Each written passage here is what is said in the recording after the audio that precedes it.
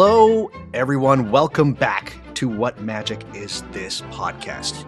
You know, we truly live in a golden age for magic, the occult, and all of the high strangeness that comes with it. There are many of the greatest thinkers ever to tackle these strange and weird concepts alive right now, at this very moment. Every paradigm needs its heroes and villains, but more importantly, those who broaden and illuminate the ideas which are truly its very lifeblood. My guest today is such a figure. He has been described as the most lucid, coherent, and insightful intellect to emerge from British occultism for some several decades.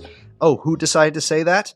None other than Alan Moore, a stunning and eloquent author who, since the 70s, has released around 10 books pertaining to magic. They are also one of the most thoughtful presences on living a magical life on YouTube.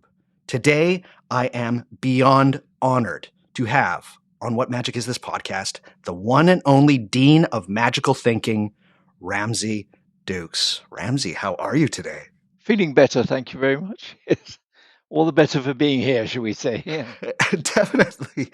I was trying to figure out the best way of tackling this show and what kind of form it would take and the style of. I think every show should have its own style. And so part of me was like, do I just talk to Ramsey about every single one of his books and we just go through his books in order and whatnot? And then I started to think, well, Ramsey is pretty informal on his YouTube and in his books. It's very charming and I'm not going to say whimsical, but just it's very easygoing. So I thought, you know what? I need to understand the assignment. And the assignment is, let's just have a talk with Ramsey Dukes. So with understanding the assignment, I'm going to throw this very easy first question at you here, Ramsey.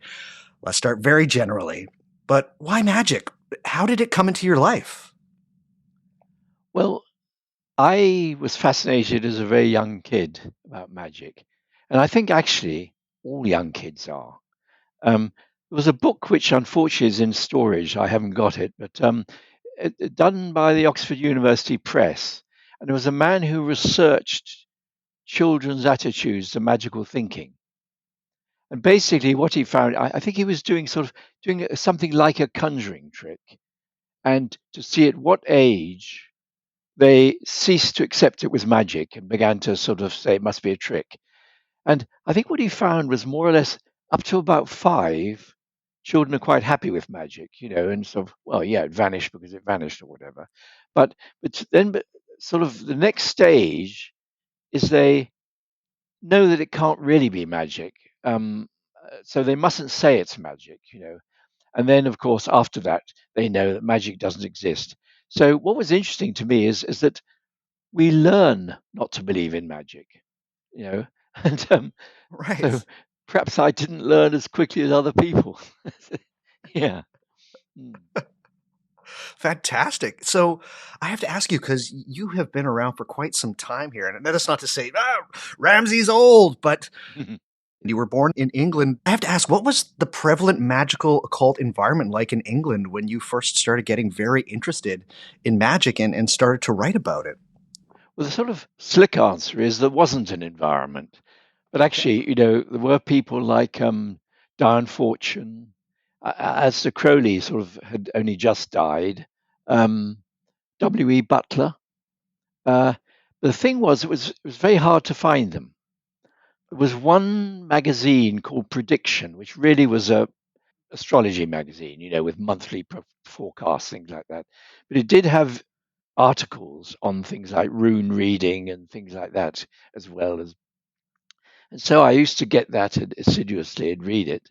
And you picked up 1 or 2 contacts. There was a thing called the Aquarian Book Service, which I could get their catalogue and exciting. The thing is, when these things are very hard to come by, that makes them rather precious. Yeah. The esoteric really was esoteric then, and it was rather exciting if you found a book by W.E. Butler or something like that. And so that's what it was like. It was very much underground and underground in the sense of simply you had to struggle to find it. And so that was the environment. Mm. You mentioned in several places that you found a collection of books when you were quite younger, and then that was tantalizing to you, and that was you were very lucky to find that. Yes. Yeah, that was quite extraordinary, really, because I got a scholarship from being in the deep country to a city public school in the English sense, a private school, in other words. And of course, I was given a sort of the education, the skeptical education of the time. Um, but the science school, where all science was taught, and everything, sort of different levels: physics, chemistry, biology, and then the top floor there was this wonderful library, science library, and I go up there on my own, and there were these glass cabinets, and they were full of books on alchemy, magic, Cornelius Agrippa, really old leather-bound books, and even manuscripts, handwritten manuscripts in Arabic, with pictures of retorts and things like that. It's absolutely, yeah. I mean, now I describe as a real Harry Potter moment. Go to your science library and find, all these books you would dream of, and they weren't taking. Nobody sort of knew what to do with them, so I could take them home for the holidays. I could take an original Paracelsus back for the holidays and read it, things like that. So it was fantastic, and I discovered that the person who wrote the Penguin history of alchemy called Homeyard, and there was a magazine about history of alchemy called Ambit and everything, and he'd been the head of science at the school, and he bequeathed this to the school, and so there were all these wonderful books that they didn't quite know what to do about. When I left, I asked if I could buy them. Unfortunately, they decided it was a good idea to get Sotheby's to value them before Oh, they sell them, and then they discovered, sitting on an absolute fortune. So wow, that was the end of that. But that's amazing. it really, um, I mean, I've said this to a few people. You see, I was told magic, not that it's wrong or anything, it just doesn't exist. It's meaningless. It's nothing. Right. And then I'd say, well, why are all these books on magic? Um, you know, why are people writing about something if it didn't exist? They say, well, if you're brought up in a society that believes in this stuff, it like brainwashes you, and so Mm. you'll think that way, and you'll see fairies when they don't exist. And I said, but I'm brought up in a society which says there is no magic, there are no ghosts, there are no fairies. So if a fairy came in or a ghost, I wouldn't see it, would I? In other words, that was, I think, the early mathematician in me. I just, you know, what's it? Symmetry. That's it. God, And so really, and in a way, SSOTBME, my book, is really asked that same question. If we've been taught not to see magic, maybe that's the only reason we don't see it. So it's quite fundamental to my thinking. Yeah.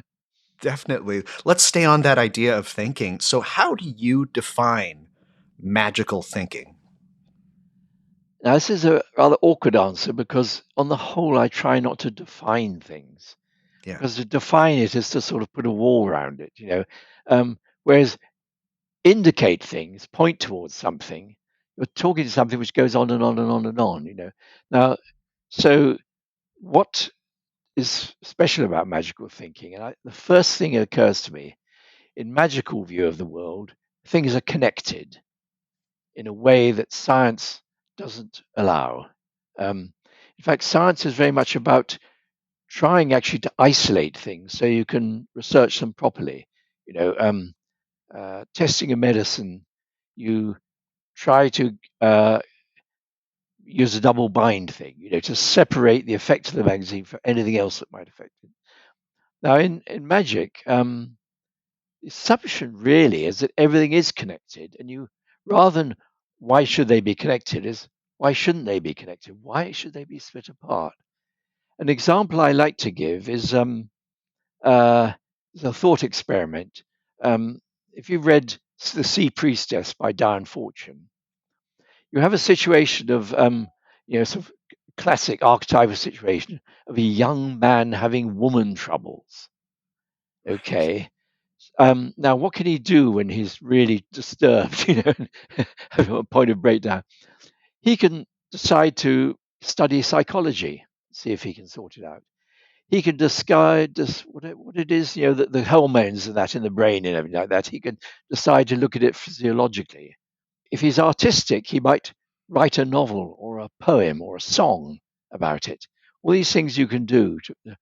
But another thing he might do, if he's been reading Down Fortune, is to go to a beach at dusk when there's going to be a full moon rising over the water, and he'll light a fire of Azrael, and he'll spend the whole night communing with the moon, trying to talk to the goddess to find a solution to his problem.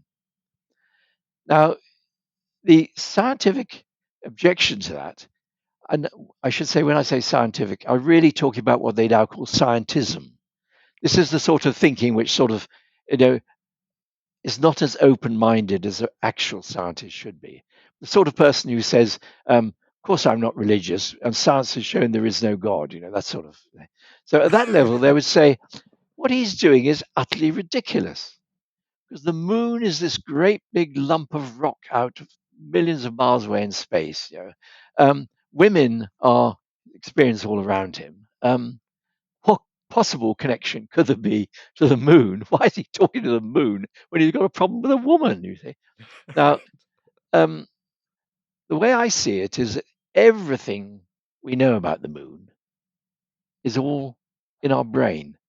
Whether it's stuff that other people have told us, or whether it's us experiencing looking through a telescope at the moon, or what's the latest scientific discovery about the moon we read about, or pictures from space, all that is held in the brain. All my experience of womankind, from being in a womb to sucking my mother's breasts, to the girls I played with at village school, and then the goddesses I fell in love with, and so on and so forth. All those experiences, all that knowledge, is all in the same brain. So how is it possible to even believe that all that stuff in this one brain, there could be no connection between them? I mean, it's all shared cells and things like that. It's sort of so from the magical point of view, you could just assume there's a connection between everything. Why should anything be separated from anything else? Now, the answer to that for me is that the brain has to work with this complete connection, and it makes our life possible by pretending that things are separate. And I use the analogy of the difference between MS DOS, computer language, that sort of thing, and actually what you're given is a desktop. Okay.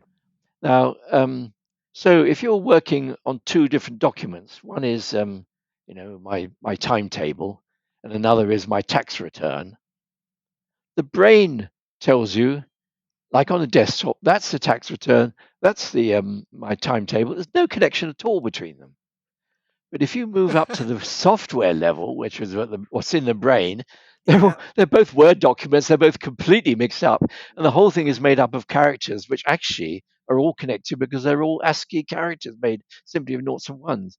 So the idea that there's a huge level of connection, but for our practical life, our brain has split it into individual things, which it makes us think and not connected. And that enables science. It enables us to do these tests on things and isolate them. But it's a sort of an illusion, possibly. That's what I'm suggesting. And that to think magically, in other words, to think of things as basically being connected and just can we find the connection? Can we use it? Is not a stupid thing to do. I love it. That is such a great answer. Wow. I'm going to ask this question because this is something that will no doubt get people's hackles up. But you once described scientific culture, this idea of scientism, which is, I'm going to say, within the West, particularly the dominant paradigm of how we arrive at truth validation. But you've described scientism as adolescent. What gives? Yeah. I think I can't remember quite the context I said that, but it's certainly true if I think of the development of my thinking and my peers, if you like. I remember, well, as I say, as a child, loved magic. I could think magically, and then I got to the sort of artistic stage of drawing things and all that, and like that, and liking fantasy stories and things. And then I did go through a sort of religious phase, the little boy who kneels by his bed and prays for mummy and daddy and Jesus or something. I had that about sort of, I don't know, 8, 9, 10 or something.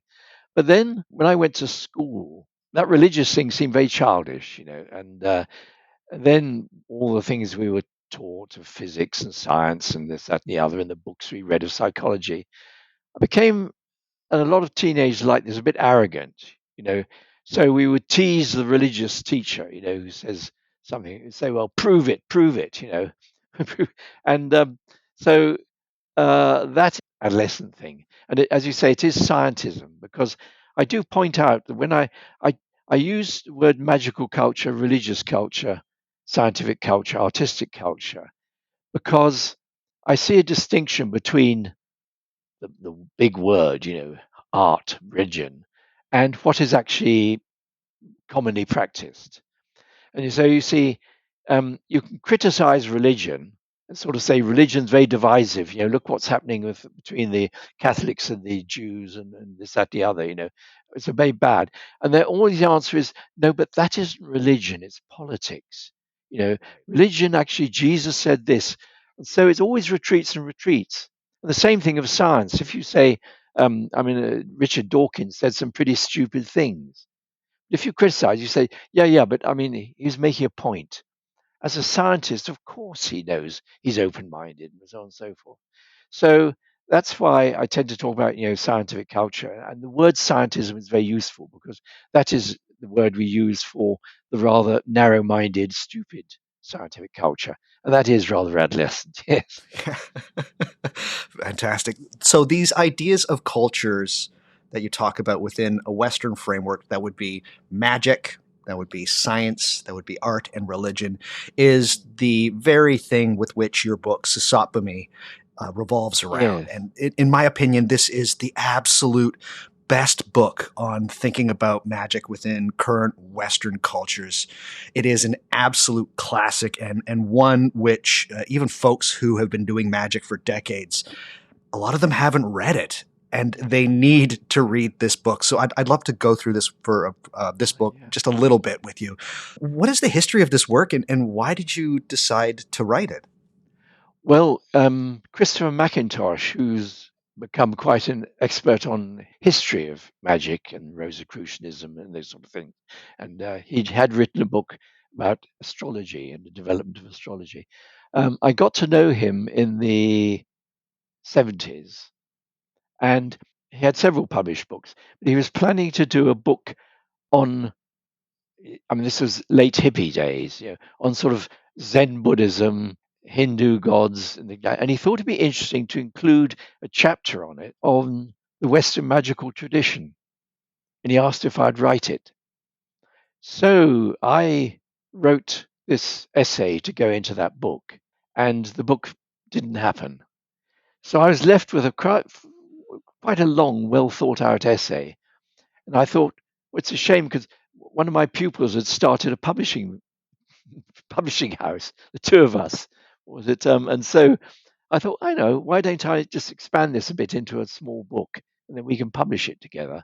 And so that was it. And so it's an essay on magic, and the title was a joke because at that time, if someone wanted to write an alternative book about television, they'd call it Sex and Television, just as a Right. joke. Might sell a few copies, you see. So I thought, I'm going to call it Sex Secrets of the Black Magician Exposed. I thought, no, I'll just put the initials and let's see if people get the joke as they read the book, you see. Yeah, so that's it. Now, on the thing about these different cultures, it was very much on my mind because when I was at school in this 50s, say beginning of turn of the 60s, a big issue was what they called the two cultures. And it was C.P. Snow, who was an academic and he was on the scientific side. He said universities are sort of splitting up because as science becomes more and more accepted by the universities, the old guard are digging in and saying this isn't culture, and they should be doing the classics and they should be doing literature and things like that. And he said this was sort of tearing apart, and so he wrote about these two cultures, saying that rather than fighting each other, they're actually two essential things for human nature. In other words, you can be the world's best scientist, but you can go to an opera or something utterly silly in the evening and it's nourishing. You can't have to say it's not scientific, or it's not factually correct, therefore I mustn't go. It, it- you know, so this was quite a healing thing, and it was debated very much. People divided up into um, people who are more artistic and who are now. The immediate thing that struck me is, are there other cultures? Because there's religion. Surely religious thinking is a sort of a different culture. And in fact, C.P. Snow himself said, he's talked about two cultures. He said, I'm very wary of anything which divides things into two. So, I admit there are others, but I'm just focusing on this. And then, so I thought, okay, magic, religion, science, art. And I felt there's another way of thinking, which I'm very much aware of. And I realized I called it magical thinking. And that's really was a sort of foundation which led to the way I wrote the book. That there is another way of looking at the world, which has its own value and is part of the richness of human experience. So For sure. that was it. And what was nice is when I looked at it from that point of view, it actually fitted very well the more advanced magic I've heard about. Sort of, it wasn't just an odd little theory. It was actually something which cast light on all aspects of magic when I looked at it in that way. For sure. Now, for people who have not yet read the book, and I'm hoping that after this episode is released, that everybody who hasn't had an opportunity to read this book to go out and grab it, because it really is just an absolute classic. You've covered it a little bit in your last answer, but what would you say would be the major argument of this book? Like, what the reason you wrote it came from you wanting to write the small essay, then you expanded it. I truly think that this book will be around in 100 years. We're still going to be talking about this book. I truly believe that. Let's give people the let's give people the pitch. Like, why should everyone read this book? Well, one answer that I've come up with is that if you go to magic bookshops, and this was certainly true until the beginning of this century. I think I'm now a bit out of date, so I don't know really what. I think you'll get a lot of probably very good books now, but it used to be a lot of people's how to begin with tarot reading, how to begin with astrology. A lot of books, how to begin with a certain aspect of magical thinking. But I said not many of them tell you how to get to the beginning. And that's really what I felt I was offering. You see, if you read some fantastic, say Kenneth Grant, wow, there's other Yeah. dimensions and powers and great forces of the universe, something like that. Well, if you can swallow that, that's terrific. I mean, great, he does a great job of it. But for many people, they look out around the street and think, where are these great powers? Why aren't they blasting us? It's like another world.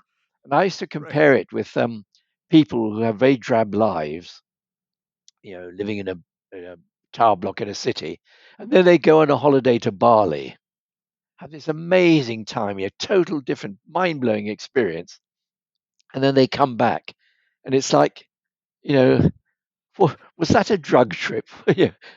Is it still there? I can't believe it.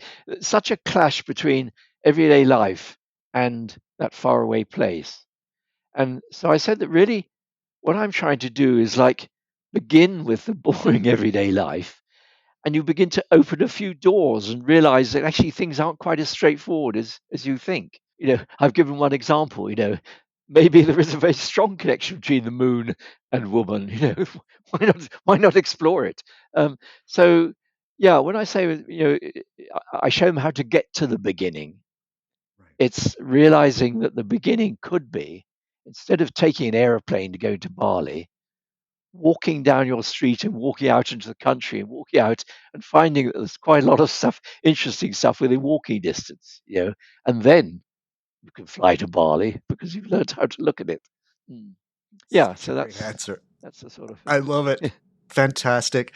One of the things that I love about your work is that anybody can write about thinking about magic. Truly, anybody can. But what you have done is actually you have put magic and rituals into practice. You've done the things, and one of the things that a lot of people who love magic or are interested in magic, particularly at the beginning, they seem to be really fascinated by this ritual called the Abramelin operation, which is one can do this. It's 18 months or 6 months, I forget, or a year, I forget. Depends on which translation that you get. Truly, is what it is, in which one can have knowledge and conversation with the holy guardian angel, this entity which will reveal all of the truths and guide you through your life. And you went through this ritual. I find the Abramelin to be very, very fascinating. I have little time for it in my life, but when I saw that you had released a book about the Abramelin operation, I believe the book is called The Abramelin Diaries, The Nice Man Cometh. I absolutely had to read it. I thought it was fantastic, and it was the kind of thing I needed to read about the Abramelin because it's Ramsey Dukes writing about this notorious ritual process. But what is it about this ritual that you believe have so many people enthralled by it? And what observations did you get to by the time you finished the operation? Yes. Well, I came across it actually, when I was at school and saying and this library and that, and in the magazine Prediction there was a review of Watkins had just done a republished edition of it, and the person said, this is real magic. So I thought, wow, and I got it out of the library. Gloucestershire Library bought it for me because if you asked for a book, they would do that. I Nice. took it and kept it and read it and read it. I thought, well, I'll do this when I grow up. Sort of thing you say when you're 14, but Right. of course, it wasn't until years later when someone contacted me and said they were going to do the abdomen operation. Would I sort of tutor them? I said, well, I can't. I've never done it. And so what we decided is that we would both leave our jobs and do it and just keep in contact. So I might be able to offer some advice or something or share things like that. So that was the spirit we did it in. Now, the first thing is you make this vow and you're going to do this operation by the book, and you'll carry it through to the end. Now, a lot of sort of horror stories of people who hadn't completed it. Crowley didn't complete it, and people point to the disasters that happened after that and blame it. Yeah, and That's right. and some other people. So I thought about this, and I thought I take vows seriously, as a lot of magical people do. How am I in our world, our modern world? How am I going to do this? Now, my instinct as a country person who brought up in the country would be to find a really lonely place in a wood, where no one would find me and to do it, like going to the desert in Abramel's time. But you can't do that. Lonely young man turns up in a village, or no, in a wood, and soon old ladies will be bringing him cakes and things like that, thinking he must be unhappy in love or whatever. You just draw attention to yourself. If I put up a notice I was on a nice cottage with a big garden on the edge of a big common. If I put up a notice saying "keep out," secret ritual taking place, paparazzi would be there and police would be knocking to see if I was a satanic witch or something like that. So I had to sort of do it invisibly. So when I wrote my vow, I said, I'm going to follow this through to the very best of my ability. What happens if I heard my mother had had an accident and was dying? Would I say, sorry, busy? So I said, if something Kafkaesque, like sort of a police raid, if outside authority or danger to my immediate family and friends take place, I'll take that as a message from the guardian angel that I must stop. In other words, I made a vow that I really would keep, but I sort of put some of the responsibility on the angel. Don't let this happen unless you actually, it's a test for me. Now that is interesting point, which I think I didn't quite emphasize enough in the book. There's that famous thing that they did in Sheffield, was it the Oath of the Abyss, where you say, Yeah. I'm going to interpret everything that happens as a message from my higher self to me. Well, that really is something like that. You see, I early on got invited to a sherry party. Friends invite me.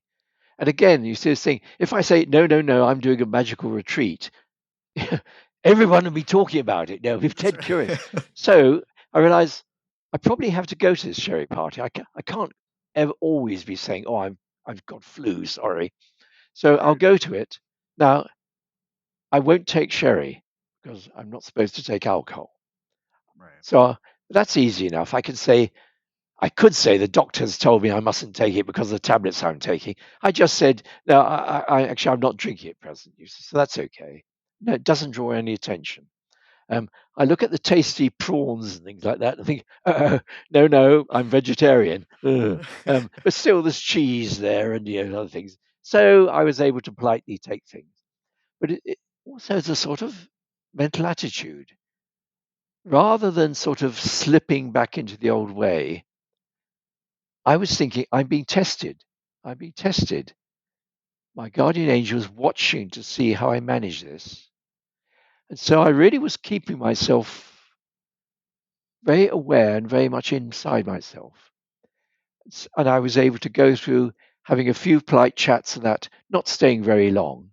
But basically, I had kept the spirit of my retirement in me and without being noticed, without drawing any attention. And so things like that had to happen quite a lot.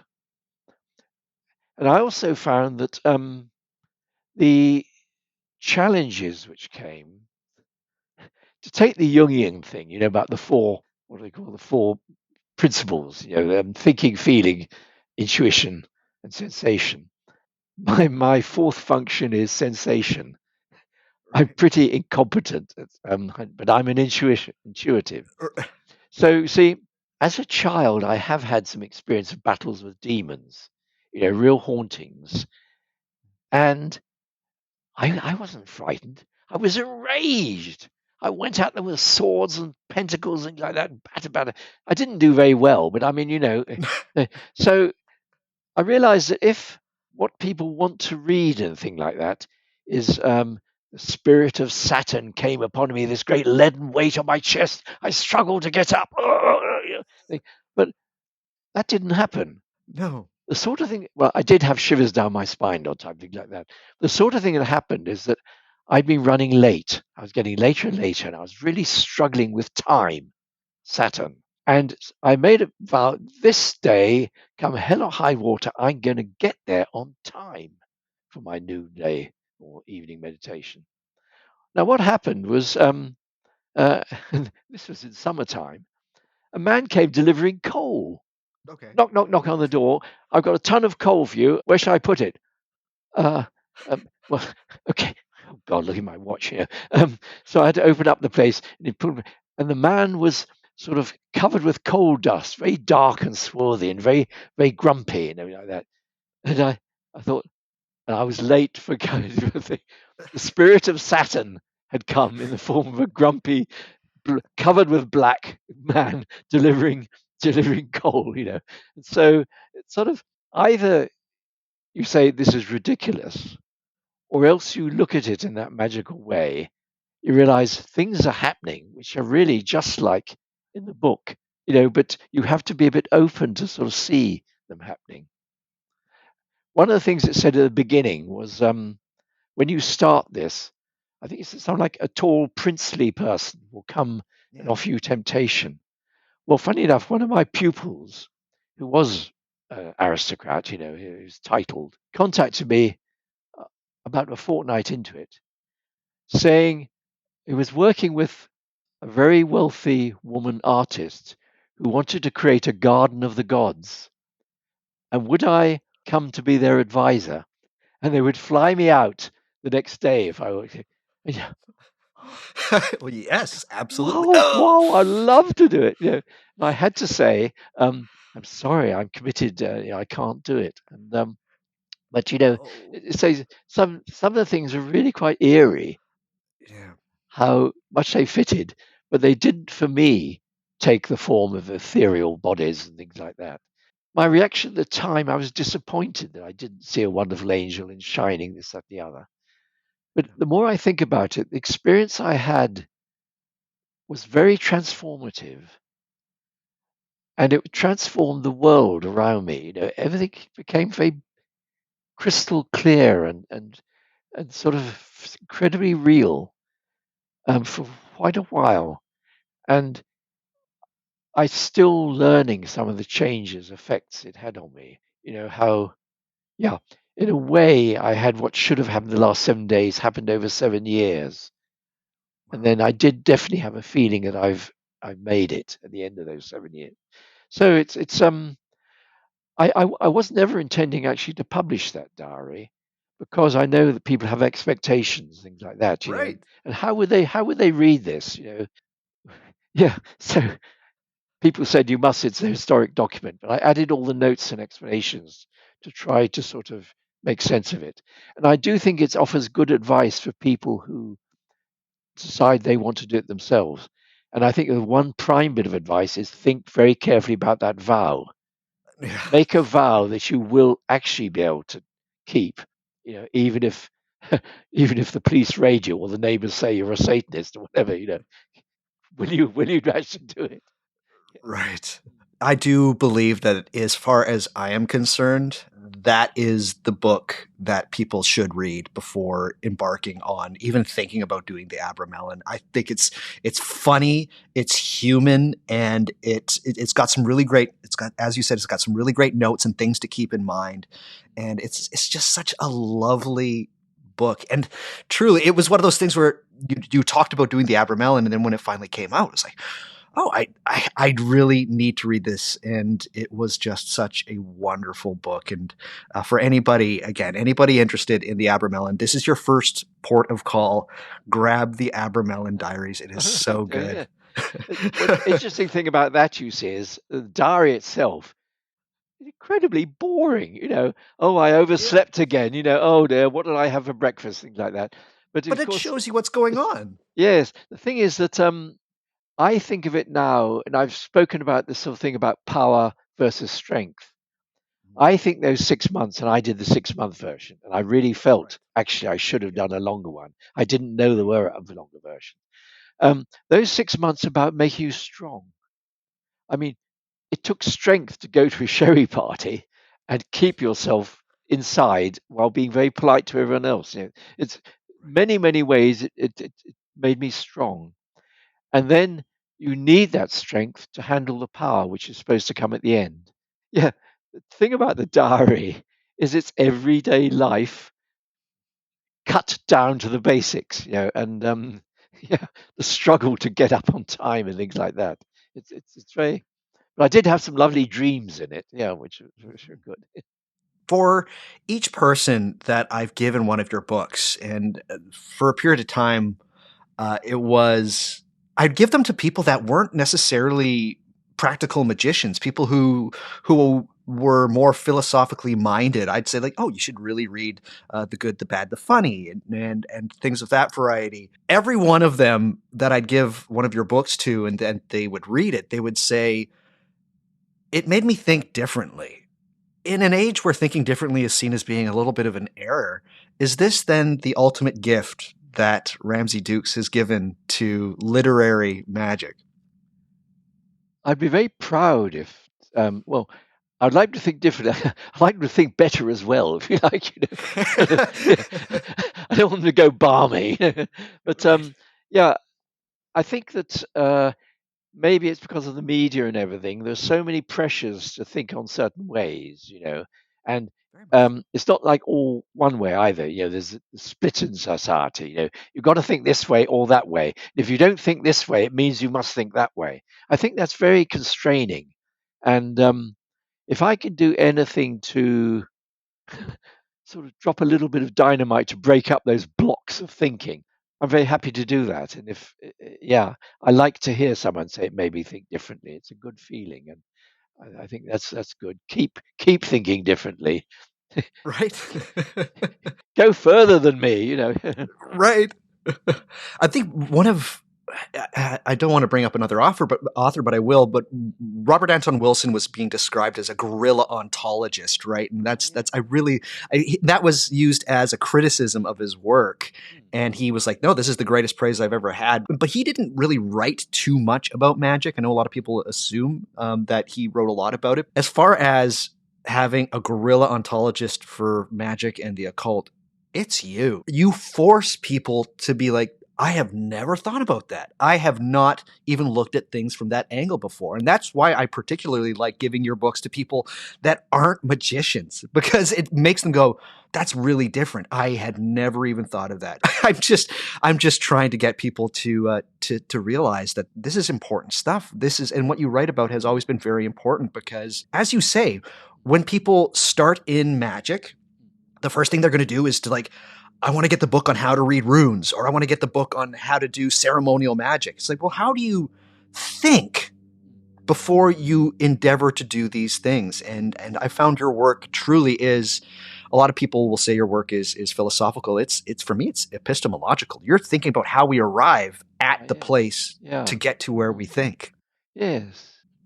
That was when Gerald Suster, who I gave the book to early on, you know, and he came up with this phrase, "the book that put the magic back in magic," and I was Right. delighted because I thought, well, I've written something a bit theoretical, but Right. he pointed out that I was saying, you know, you may think you're changing yourself, but actually it changes the world as you perceive it. And, you know, that's the beginning really of the results magic thing of the chaos magicians, you know, that they realize that you may think you're working on yourself, but everything's connected again, if you like. Right. Recently, I was very excited to release an episode on demons and infernal spirits. And one of the reasons I was so excited is that it allowed me to share my favorite self help book ever, which is a book that you wrote called Uncle Ramsey's Little Book of Demons. For those listeners who are still holding out and haven't grabbed a copy of it yet, shame on you, but also grab a copy. Let's talk about it. Ramsey, what are demons and how real are they? This is a good example of what we've just been talking about because I've opened this with, if I remember rightly, what do you do when the office copying machine, will now be printer, I suppose, has this clever way of always breaking down just when you're in such a hell of a hurry. You know, how Right. does it know? And so you curse the thing and thump it on. Now, I'm saying that what you're doing is you're treating it as though it's an awkward living thing. And comes very naturally. No one would admit to doing it. You know, that's stupid. Yeah, yeah. I was talking to it just to work my feelings off, things like that. But I said, actually, you personify things because it's actually a very powerful thing to do. You see, if my car is beginning to, I had an old car, a pre-war London taxi. If it begins to splutter and cough and things like that, and I sing to it to try and get it going and all that, it's not that stupid because it's a complicated mechanism. And at that time, people were talking about, you know, man the tool maker. We're ahead of all the other animals because we've learned to make tools and things like that. Right. Now, as far as I was concerned, the human brain had expanded not as they learned to chip away at tools, but as they're very big social things. It was society. Human society was so complicated. That really was the expansion of the brain. So if you treat something as if it was a living entity, you're actually using more of your brain. Whereas if you think of it as a mechanism, you know, oh, is there something loose inside the thing? When I'm angry, I shake it. You could take it to bits and all that. But if you think of it as something you're being rude to, you're being arrogant, you're in a hurry, you're not treating it well, there are so many things you might do. You might slam the lid down, you might press the buttons too hard and all that.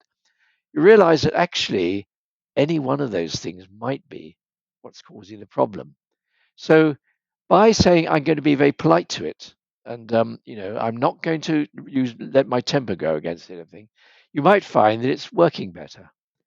Now, I say the same thing with humans. You see, if you've got a delinquent child, he's bullying other children, you could take him to a laboratory and put electrodes on his brain and do tests, this, that, and the other, and you might eventually find out what the mechanism is that makes him into a bully, or else you could talk to him. Yeah, what was your dad like? How do you get on with your dad? Blah, blah, blah. And then in that way, you could actually probably find out much quicker what the source of his problem is. Now, I point out that the source of the problem might actually be mechanical. If you've got a father that beats you and treats you and all that sort of thing, you're likely to do the same to other. But it's a quicker way of finding that out than treating the person as a machine and just running tests. So I say that this principle of looking at factors, I'm using a very general word, as if they are worth talking to and questioning and asking those silly questions, why was my mood making the car go badly and things like that, can be a powerful way of working with the problem. And I extend that to, the demons in one's life.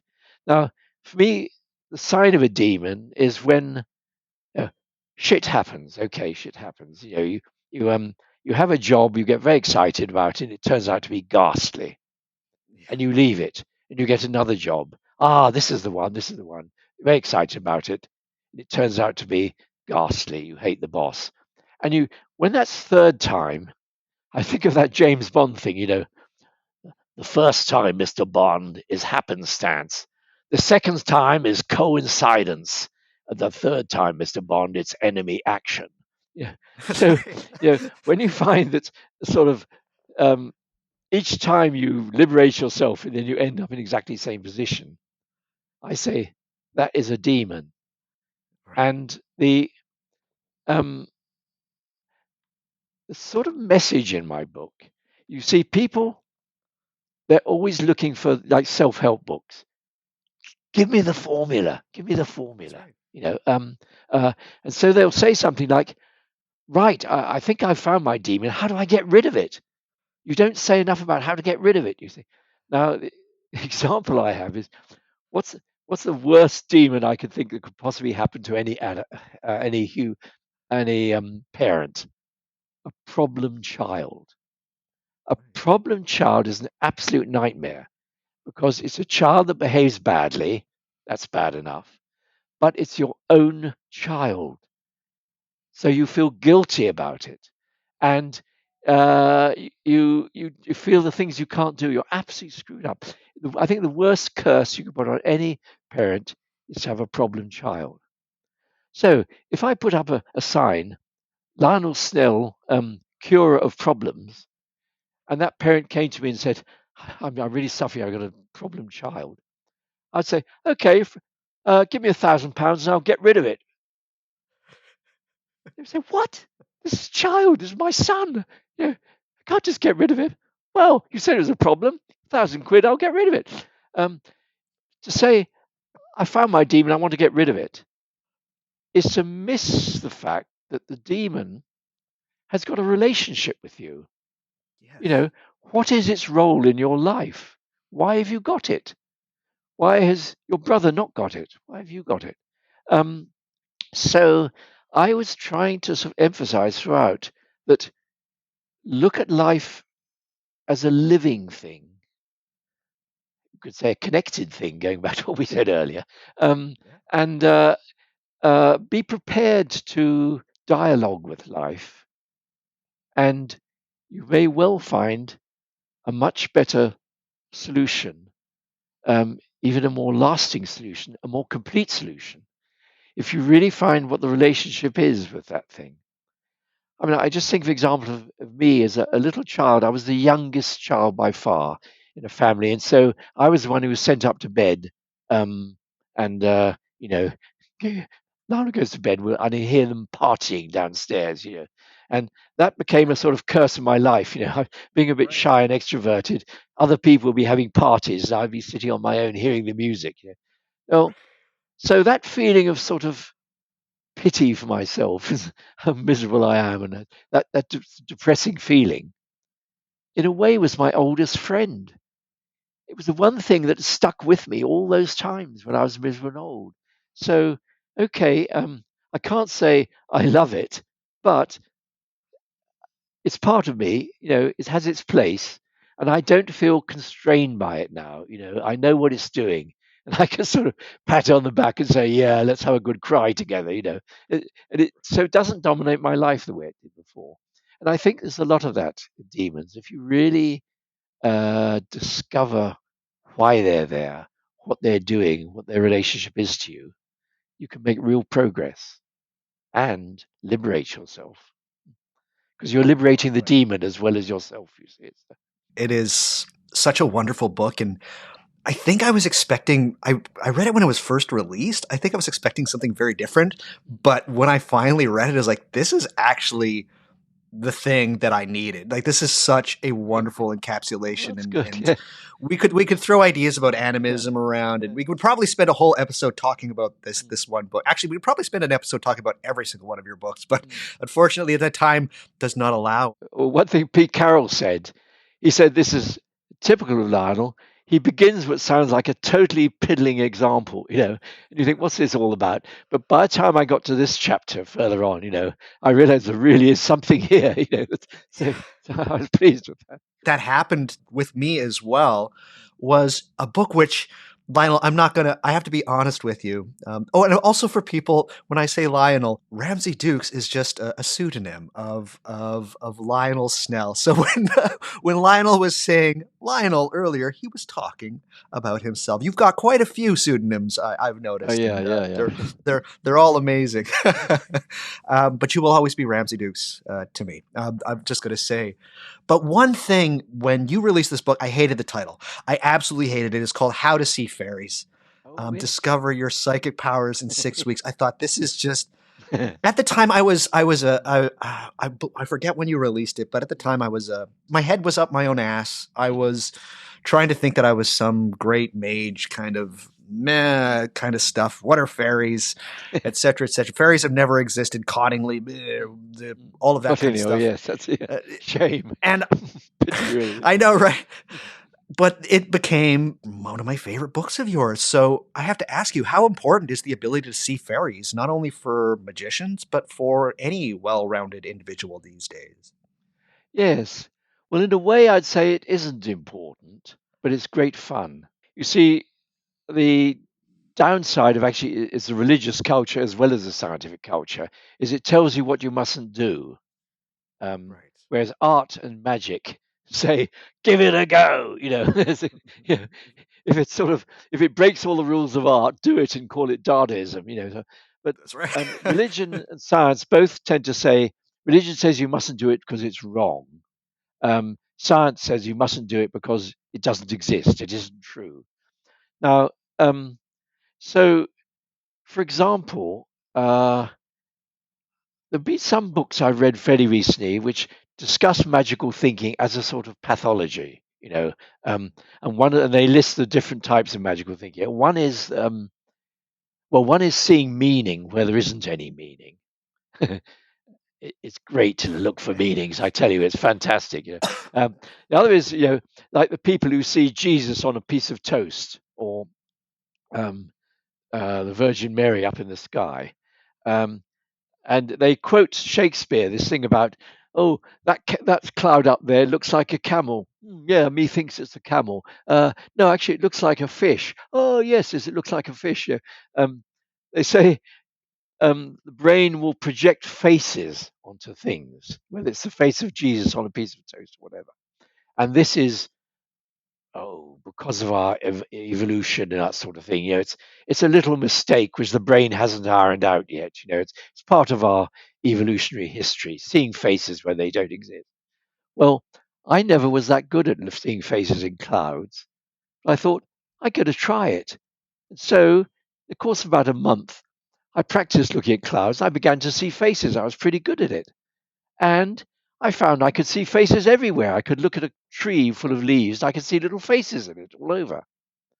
Now, Did I go balmy? Did I lose my common sense? Was I dragged off to a lunatic asylum? No, I was just as good as ever, but I was slightly happier because I was never alone now. Everywhere I looked, I see little faces, little fairies, things like Right. that. So, you know, it adds value. It makes life interesting. Go for a walk in the woods and see how many little pixies and faces you can see. It's great. Um, Now, the stage beyond that is to try to talk to them. Now, that's quite interesting, you see, because um, I often recommend the thing of that they did at Findhorn. Um, and I think Prince Charles did it, talking to the trees or whatever. But I won't get him into trouble. But uh, a good exercise is to ask the garden, or if you like, the fairies of the garden or the devas, where you should plant this plant. You've bought a plant and it's lovely, and you want to put it somewhere. And so, how do you ask it? Now, if you're much greater than me, you might actually see an angel descending and going, point there. But I'm afraid I'm not that good. But I carry it around, sort of listening, more than listening, being aware. Now, change scene. I want to buy a shirt. So I go into Jermyn Street, the shirt shops. And I know it's got to be a long sleeve shirt, it's got to have a stiff collar, it's got to be a color which matches my something rather suit or whatever. I've got these criteria. And so you look around and you think, yeah, that one might do, that one. Might do. And then you see a shirt. Oh, I love it. Now, um, it probably doesn't clash with all the criteria, but it probably doesn't fit exactly all the criteria, but this is the one. Now, that same feeling, as you go around the garden, you sort of think, perhaps it wants sunshine, perhaps it's other. And sometimes you get to a place, you say, this is it. And I say, that's the garden telling you where a plant wants to go. And you plant it there. And it actually works quite well. When I say quite well, I mean as good as buying a book about gardening and following all the instructions. Right. You Right. get good results. And other people say that's lovely, so they confirm it. Yeah. So it's this thing of they say you don't have to see fairies, and they're not essential, but it makes life interesting and quite good fun, and I recommend it. Absolutely. One of the things that I enjoy most about your work is just how funny you are as a writer. You're very charming and very funny in everything you write. There's been points where I've been reading your work where I laugh out loud, and it's something that I think is woefully missing in most magical literature these days. So I have to ask you, how important is humor not only to magical thinking but to just living in general? Yes. Well, it's a funny question that, you see, because they're sort of funny because it's the way I think. I wouldn't say, oh, page 4, about time I had a joke. Put a joke in. It just happened. Just happens. So it's sort of the way I think and write. It is an important question you've asked because, of course, in the tradition of chaos magic, the ultimate banishment is not just doing the ritual. It is banishment by laughter. Yeah. So you've done this tremendously sort of screwed up, powerful ritual, invoking something absolutely horrible and doing terrible things and all that. And the tension, if you do a good ritual, there's immense tension there. It really feel the power, and you just have this crazy laughter at the end, and it's a very powerful banishment. So, without me quite making that connection, I think that you're right that laughter does have a very important role in magic, even if it is only a safety role. In other words, if you start getting into one of these delusions where you are the great master, you found the one truth, and this, that, the other, and all the other truths are wrong, so you have to sort that out. A bit of satire, something really stupid, is going to be useful. Yeah. So I think that it does play an important role. It's not one I've quite thought about. I just perhaps just do it. By the way, have you read What the Have you seen the Hellgate Chronicles? Hellgate? No, I have not. No, Oh, no. that's my one totally satirical book, and I hardly dare admit that it's me. The Hellgate Hellgate Chronicles. Chronicles. Yeah. Another No, I. pseudonym. Yeah. Oh, really? Oh Yeah. my gosh. Oh, I've got all of your books on your Oh essays. yeah. Is it in one of your essay books? No, in Blast No. or It's Holidays? No. you find it at Amazon, written Okay. by the Honourable Hugo C. St. John Lestrange. And if there's any book I'm going to be burnt for reading, it's that one. For writing, it's that one. Yeah. Yeah. Oh my god! I always prided myself that I had every single one of your books, but Oh, right. I, Yeah. I don't. Oh Oh my yeah. gosh! Well, Oh yeah. I know what's happening after finishing this conversation. I do say to people, it's not a Ramsey Dukes book. In Okay, fact, it even says critical things about Ramsey Dukes in it. Yes. how dare that author? Truly, how dare they? Yeah. That's it. I hope they have a mailing address in there, so I'll write them an angry letter. Yeah.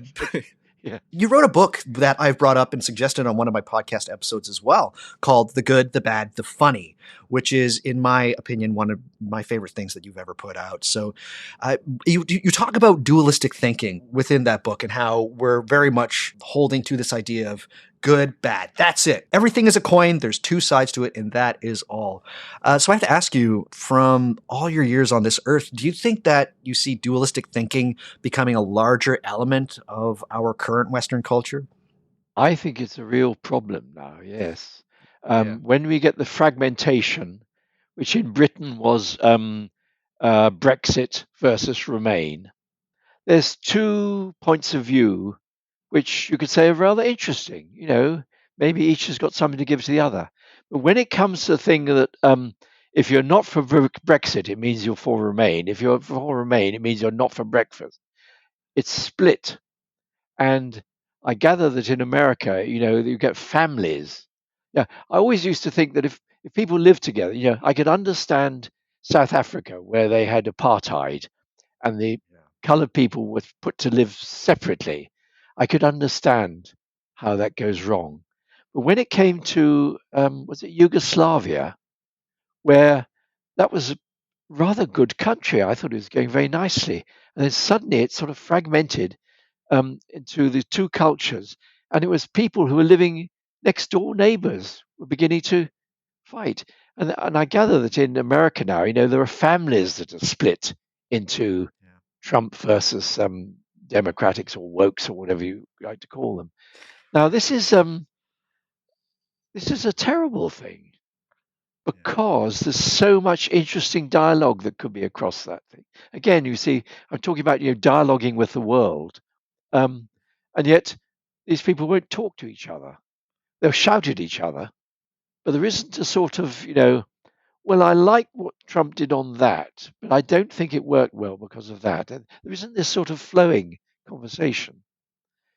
Now, I think that it relates to what I said about the way the brain gives us a simple desktop to work on by giving us the illusion that things are not connected in a way that we can take them up as a single thing. This document here, I'm going to file it under homework. This one, I'm going to file under um, finance. Just move it around. Whereas in fact, those two things are just a mush of of computer talk and that sort of thing, and noughts and ones and all that. But no, they're separate. That's quite different. Nothing to do with that. But the brain is constantly making distinctions.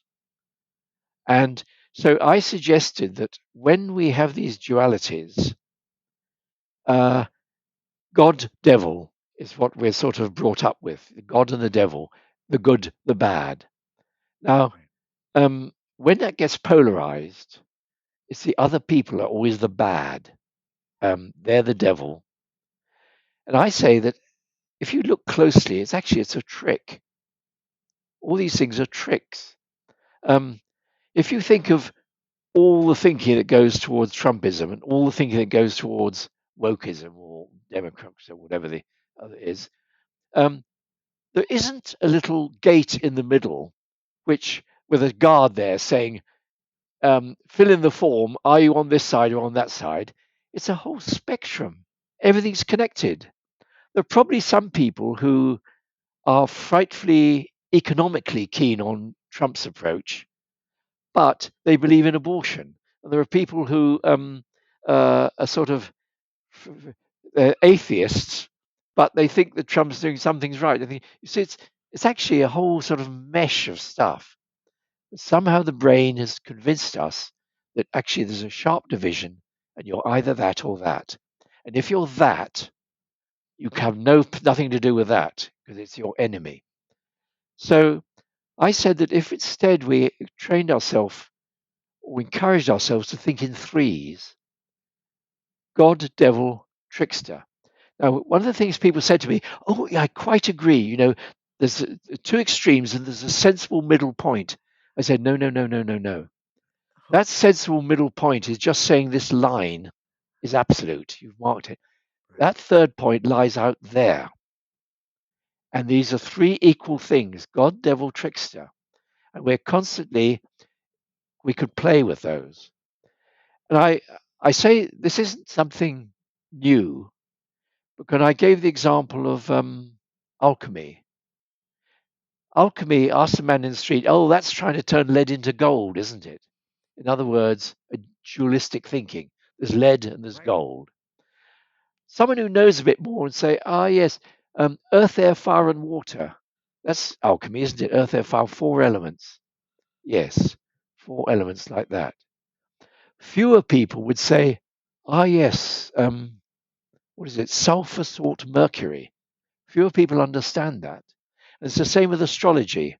Astrology, people know the masculine and feminine signs, and they know the earth, air, fire, and water signs. Fewer people know that you have cardinal, fixed, mutable. Right. Now, all those threefold things have a flow to them.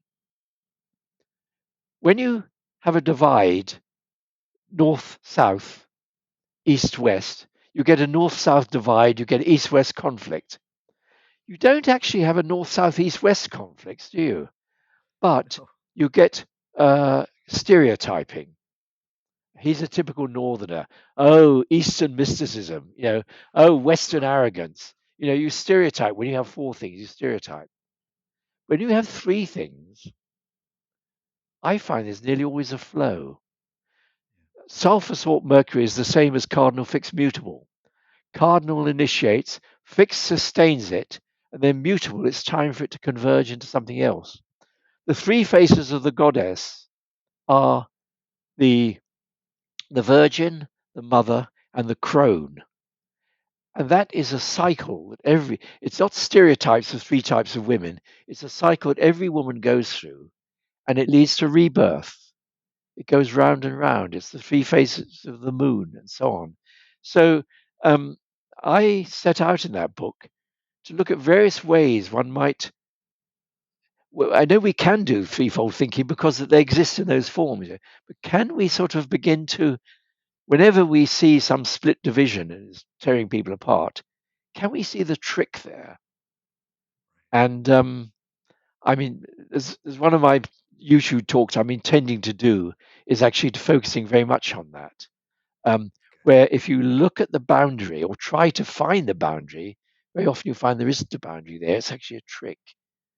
And I think, just in terms of our conversation, it is the brain has given us a lot of ability to handle the world by making us think things are distinctive and all that. But it hasn't taught us enough how to not be trapped into making these divisions when they don't actually exist. Yeah, there's an author I've brought up quite a bit. I'm not sure if you're familiar with their work. It's Ian McGilchrist in a book called The Master and His Emissary, where he talks about brain hemispherics. Oh, yes. I've heard of him. Yeah. In fact, I've heard him speaking, I think. Yeah. Oh, yeah. No, but he very much brings up this idea of, I mean, it is a split with as far as the left brain and right brain and hemispherics and things like that. But right now what we're doing for the most part and what he sees is a hypothesis, and it's obviously not scientific. We can't prove it, but is just that we're privileging the left hemisphere, the one that does all the interpretation, which likes putting things and separating everything, whereas the other side is very much about holistic thinking and seeing everything as connected. And one would dare say it's the magical hemisphere of the brain. It's fascinating stuff. But I loved reading The Good, the Bad, the Funny. It's one of those works that I've listened to a lot of your podcasts, and not a lot of people bring up this book. And it's up there, I think, with Sisopami as a book that everybody should probably read. It's a really wonderful book, and it's true that you do talk a bit of alchemy, and it really should register with the folks who like that kind of alchemical symbolism and things of that variety. I have to ask you, Lionel, why do you think that more and more people are openly turning to magic, the occult, New Age, paganism, or to put this question another way, whatever happened to the Enlightenment? Oh, yes. Yeah. Yes. Well, I try to address that at great length in my book, My Years of Magical Thinking. And Fantastic. the one way is just when you think of those four cultures, there is a sort of way they tend to circle round. And so I give the example, just to give a few examples. I want to go into great length, but say religion. I think it's people recognize that actually the modern scientific rational thinking really came from the Protestant Revolution. Um, the uh, so religion talks about looking for the one truth, particularly when you get to Protestantism, the one truth, because Protestantism said there is only one truth, and that is the Bible. Right. Um, and everything else is wrong. Now the thing is, the trouble with that Protestant religious idea, that there's unity, the one truth, the one absolute, is that okay? There's God, is that one truth, one absolute. What about the world? How do you get over that? You either say, well, the whole world is God, and then you've got a lot of explaining to do in many ways, I think. Or Right. you could say, actually, matter is the only thing there is. So if you want to know the nature of reality, you don't ask God, you experiment with matter. You look at what matter does, you test it, because that is the one, that is the creator. Matter creates itself. So the one creator. So sort of you've taken that monotheism right to the limit. You haven't even got a duality left. You've just got those monotheisms. Right. And as I say, both science and religion tend to tell you what you can't do. Now, I give the example, and this is really where I relate it to the adolescent thing. You've got a group of students living in digs, and they think they know the answer to everything, and oh yeah, we've done psychology, we've read men are from Mars and women are from Venus, everything. So why can't we why can't we get laid, basically? Sort of, we got all this knowledge, we know everything, we know exactly how women work and everything, and then I suggest the two things that can happen. One is one of them goes and joins a pagan group, which Hey. which is a great way of getting laid. You soon find him like minds and everything like Tried that. and true. Yeah, that's it. So that's very good. All the others say how ridiculous and laugh at him and say how ridiculous, and we know better than that. But in their desperation, they will buy a T-shirt with a trendy logo on it, and they're trying to do the same thing.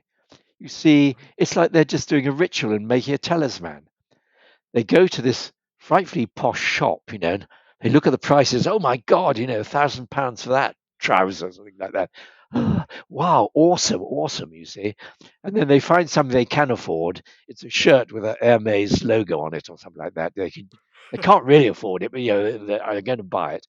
And then they've wear it, and they feel, wow, now I'm really cool, That's I say, right. and they find that girls are more interested in them. Now, are you saying from a scientific point of view that something in the brains of girls um, sets the hormones off when they see this particular shape that you got on your T-shirt? Right. No. Um, No. you can only sort of explain it psychologically, and then you're moving towards the magic. Right. You so in awe when you entered that shop, and you've brought that awe into yourself. It is a talisman. You wear this, and now you feel better, and you swagger a bit more, and you're funnier because you're not so screwed up and ashamed and everything, and so you win the girl. Now, okay, um, is what's different from that and magical thinking of the person who Right. decides they're going to make their own talisman in order to invoke lovely women or whatever, you know. It's it's uh, so yeah, that's it. So sort of the scientific people get a bit fed up with being told everything that they can't do, and they think surely there's something more. Right. And if they start dabbling in these things, and as I say, once you start looking for faces, when you allow yourself to look for faces when they're not there, it becomes interesting. It becomes fun, you know, that sort of thing. And so I have a more elaborate theory. It happens in various speeds, you know, various tempos. It's happening quickly in terms of fashion, and I think, you know, in that fashion terms, in I don't know, about the middle of this decade, people might start being more into like they were in the 80s, you know. Oh, all this mystical stuff. I just want to make money and have fun, you know, and sort of art thing and all that, like the Roaring Twenties. I think that could happen, and Yeah. uh, but at the same time, in a slower way, magical thinking is harder and harder to dismiss, I think, and it will continue to grow in its own way. Yeah. I don't want to complicate it too much, but yeah, I think it happens. It is happening. That's the thing. Yeah. Definitely. I have to ask you because this show is coming out in 2024. You've talked about what's going to be occurring this decade, and you are indeed a man of ideas. So I have to ask you, what inspires you, Lionel? What really makes you want to think and want to express yourself? Well, I suppose curiosity. Um, yeah. You see, I was trained as a pure mathematician, and Hmm. uh, one of the lessons I remember was, you know, when a teacher, uh, when we were sort of, you know, because we had a scientific education, we did physics. Teacher came in and wrote on the blackboard, "Let I be such that I squared equals minus one," and we rebelled because we knew there's no such thing as the square root of a minus number. We've been told that, so much so that actually there's a thing called reductio ad absurdum, where you say, is a way of proving something is true is you say it isn't true, and you go down and you end up with the square root of a minus number. You say, therefore it's false, you know, and therefore we go back to the beginning, and we made it absurd. So this was absolutely built into us that there's no such thing as a square root of a minus number. And here was this man putting it up on the board. And we you know, he was shouting at him, and, you know, where is it? And he said, well, think of it as another dimension, just as people would say about, you know, the etheric dimension. Yeah, okay, where is it? You know, point it out. You know, rubbish, Right. rubbish, rubbish, rubbish. Now the thing is that what he did eventually, when he calmed us down, is he just put it into algebra, um, as if it was just another bit of algebra, and just every time it was squared, it became minus number, and it worked. What I mean is it was consistent. There was no silliness came out of it. It worked, which you might say, but it was totally unreal. You know, it's imaginary numbers they call them. Well, Right. that's like what I was saying of if you talk to the fairies when you're doing gardening. It it sort of works. You know, it doesn't prove anything dramatic, but it works. Now, the interesting thing for me was, of course, that those imaginary numbers are absolutely fundamental to science. You know, relativity theory, electricity theory, all depend on these imaginary numbers. So it's like we've got to the stage of our gardens are working beautifully, and everyone's talking to fairies while they know that they're imaginary. You know, it's sort of yeah, that's it. So I realized as a pure mathematician, really I was thinking magically. Other people say you can't do that because it doesn't exist. Two parallel lines, where do they meet? They meet at infinity, but infinity doesn't Right. exist. It's sort of, uh, as a mathematician, it doesn't matter whether it exists or not. The answer is, does it work? That really is, you could say, is almost the base of magical thinking. You know, Yeah. 10 people could tell me about um, uh, double blind tests which show that there's nothing in homeopathy. But if I Right. go to a good homeopath and it works, do I care about those double blind tests? No, load of rubbish. But it's placebo. It's got to be placebo, Yeah, Lionel, right? Like it's that's a yes. Yeah, that's not yeah, anything. It's yeah, right. absolutely, yes. Placebo is the best magic there is. I think it's brilliant. Yeah. Yeah, yeah. I think that's maybe why I find such a kinship with your work is because at its base level, it is about curiosity. Your work is about just opening up and allowing for possibility, which is truly that's what my podcast is. That's my lifeblood as well, and I think that that's why I've always enjoyed your work so much. I, I Is yeah. I think that I haven't sort of gone back over my stuff to check this, but I think that I'm actually more often asking questions Yeah, than I am actually making any definite statements. Sort of, right. why is it we talk to the copying machine when would it help if we talked a bit more to the copying machine? I'm really asking questions all along the way. Yeah.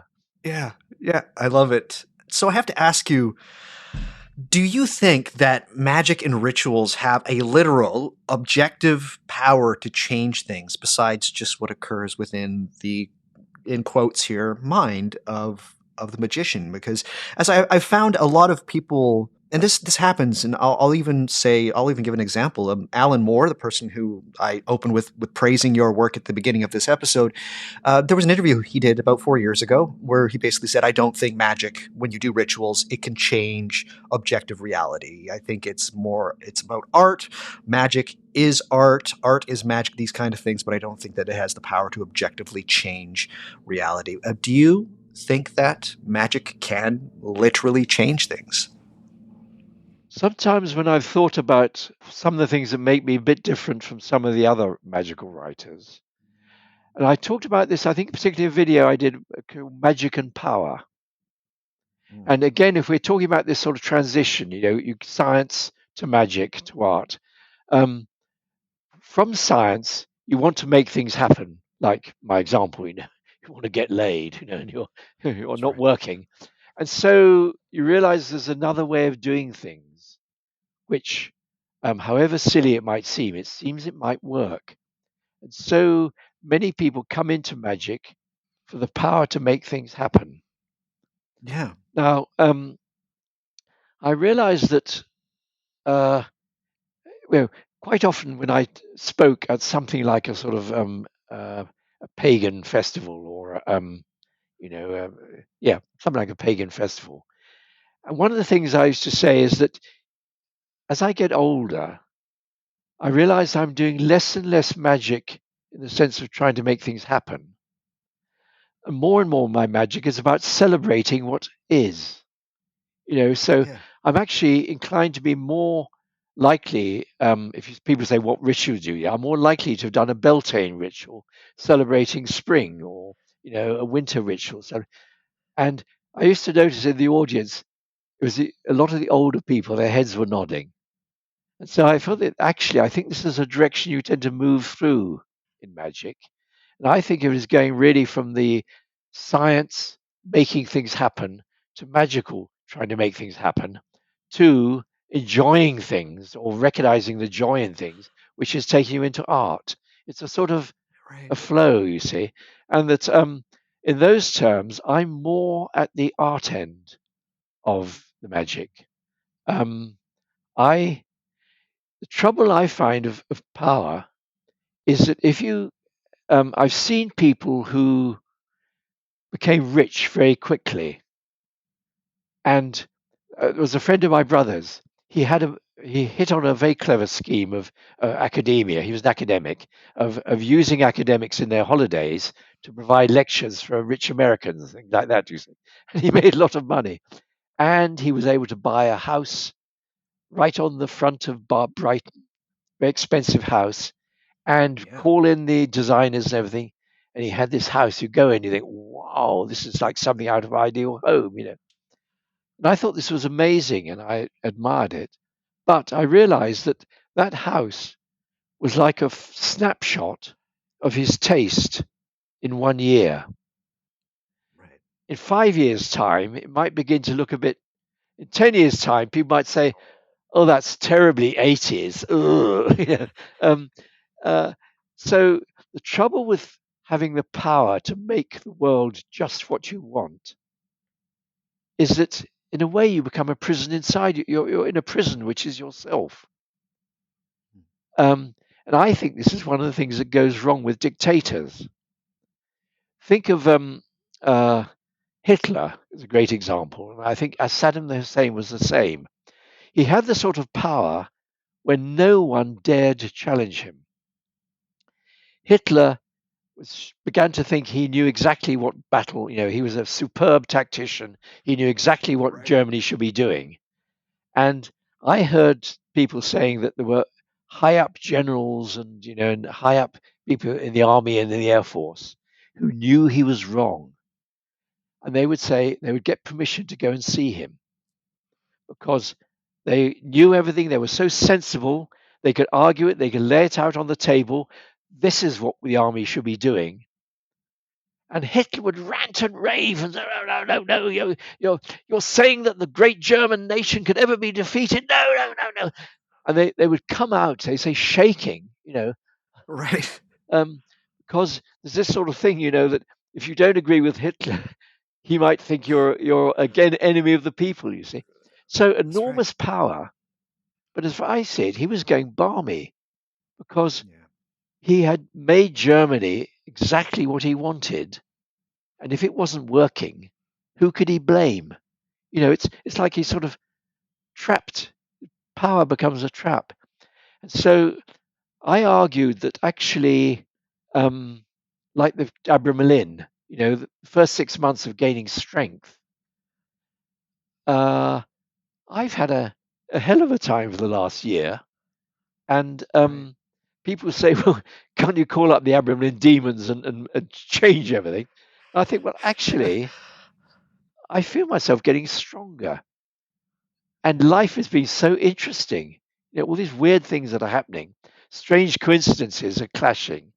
Um, I'm actually, in a funny way, I'm enjoying this huge challenge I'm dealing with, and I think I'm becoming stronger. And uh, if I was able to just make everything happen just like that, like Yeah. imagine the fun of wanting to have a Rolls Royce Spectre there, a new electric Rolls Royce, compared with if I actually bought one and it was in the garage. What can I do with it now? Sort Right. of, yeah. So yeah, so I think that I would agree with Alan in that sense that you really move towards art, and Mhm. that is in a way the greater thing because it's sort of what you begin to find. But I do see that it does begin with the thing of trying to make things happen, and Yeah. things do. Yeah, I've seen it happen enough, and it's happened a bit in me. Doesn't the funny thing is the trickster again? It doesn't always work out the way you wanted it, but when you look No. back, you realize, oh my God, it did happen exactly, very precisely to what I'd asked for, but I'd asked the Yeah. wrong question. That's often what it is. That uh, I think I have one example of me that I when I got my first Moto Guzzi motorcycle. Wonderful automatic gears. And I remember sort of about the first week I had it, I was going down a lane. "Ugh, this is freedom!" I shouted out loud as I rode it. And then I remember that actually about 5 years before, I'd done a sigil for freedom. This is because I was stuck in such boring jobs and being 9 to 5, I hated it so much. I wanted freedom from all that. Now, I did the sigil and I did the right thing of forgetting it and all that, and just went on with life. Right. And I had given, no, I hadn't lent, I'd given my brother, when I had some money, I'd given him money for the deposit on his house. And years later, a relative had died and he had the money. And he said, I want to give it back, £2,000. And so he gave it to me. And I realized I could buy a vehicle now. I never thought I could afford a vehicle. And so I had the choice of either a Volkswagen Golf, which was a new vehicle, very sensible, very practical, Yeah. or this amazing motorbike for the same price, Well, which was sort of, well. the first automatic uh, gear motorbike, and had lots of fancy things in it, and appeared on Tomorrow's World as a miracle of engineering and all that thing. So I bought it. And there was I going down saying, wow, well, this is freedom. And I realized that I'd found a feeling of freedom that I had not had for the rest of my, before that in my life. So, you know, it wasn't exactly what I was envisaging, but it fitted very, very well. The feeling it gave me was amazing. Mm. Yeah, Fantastic. that's I it. love that story. Yeah, yeah.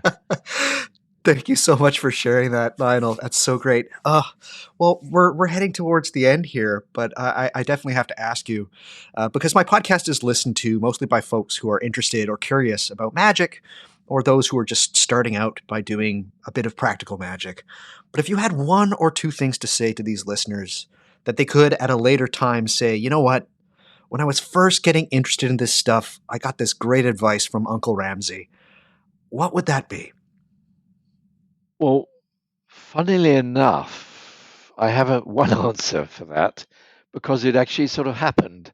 One time, about 10 years ago or something, I did a search on Google, to see if anyone spoke about Ramsey Dukes. And it was Joel Barocco, who Nice. is very interesting, right? He's now very much into the I Ching and things like that. Very interesting writer. Yeah. And um, someone had asked him, of all these sort of magicians and sages things you made, has any of them ever said anything that was life changing? And he said, Lionel Snell once said to me, waiting is a gift of time. And I thought, did I say that? I don't remember saying that, but um, it is actually one of the things I'm aware of. You see, and I think it's truer now than ever. Um, uh, Waiting rooms used to have magazines in them. So here I am, I'm waiting for the doctor or whatever, I'm waiting. So what do, you read a magazine. Oh, that's nice. I wouldn't have bought that magazine. That's good. Um, in lockdown, the magazines vanished. All you had was your Right. cell phone. So you read. Now, um, if you're waiting for a bus, and who waits for a bus now? But maybe you're waiting for a bus, or more likely, your computer's showing you a rotating thing like that. What do? You get out your cell phone and check to see if you've got that. Well, actually, waiting is a gift of time. You could decide you're going to do a mindfulness meditation every time you're kept waking rather than going to your telephone. You know, uh, you're waiting to be picked up for a lift and you'll be kept waiting. Well, look at the place around you. You know, look for things you've never noticed before. Do a mindfulness meditation or practice deep breathing. Do a thing you've always intended to do once you read yoga. You never get round to doing it. Here's a chance to do it. It's a gift of time. Um, uh, yeah, um, sort of, yes, that's it. Use that gift and see what difference it might make to your life and everything. And I think that's rather interesting because you could practice all the things we've been talking about in this thing, couldn't you? In those moments when you're stuck waiting, rather than going, "Oh, go on, hurry up, hurry up, hurry up, hurry up," lousy software, hurry up, hurry up. So I would say that I've sort of one answer to your question has already happened to me. The sage says, waiting is a gift of time. Remember I that. love it. Um, yeah, the other thing I think really is more coming out of our conversation is this thing is about the difference of recognizing, first of all, if things are connected, then everything has intelligence of some sort, you know. So talk to the world, dialogue with it. You know, if a nice cloud goes past and it attracts your attention, see how many faces you can see in it, and sort of, you know, try silly things like, "Hey, cloud, that was great, but can you do a Donald Trump? Come on, whatever, sort of play with the world, talk to it, what sort of thing, and listen. Listen is as important as talking. So I'd say um, dialogue with the world and find ways to listen, because the world can talk back in quite interesting and subtle ways. So yeah, I've got come up with two. Don't ask for another one.